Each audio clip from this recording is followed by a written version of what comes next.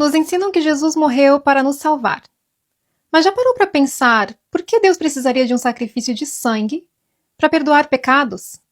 Se ele é todo-poderoso, não poderia simplesmente perdoar? O cristianismo ensina que todos são pecadores, e o pecado exige punição. Jesus foi sacrificado para pagar essa dívida. Mas, peraí, quem criou esse sistema? Vamos lá.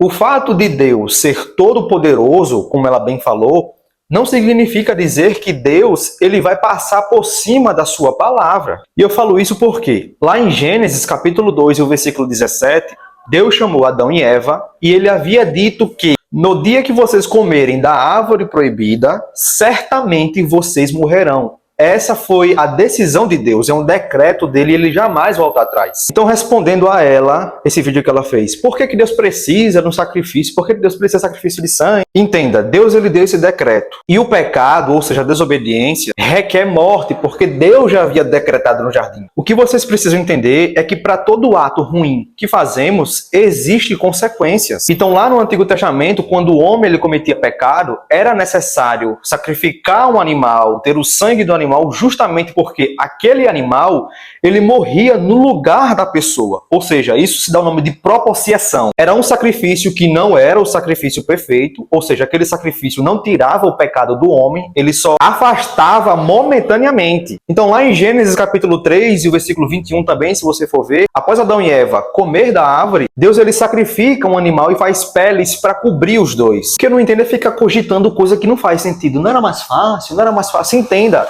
As coisas não funcionam da nossa forma, funcionam da forma que Deus quer. Se fosse assim, seria bom demais. Já pensou todo mundo cometer pecado, todo mundo errar e não ser punido? Simplesmente deixar pra lá? Gente, algumas pessoas falam coisas que não têm sentido. Por que hoje não precisa mais oferecer esse sacrifício? Porque Jesus Cristo, ele foi o sacrifício perfeito na cruz do Calvário que vai nos redimir de todos os pecados. Então, respondendo a esse vídeo aí dessa menina.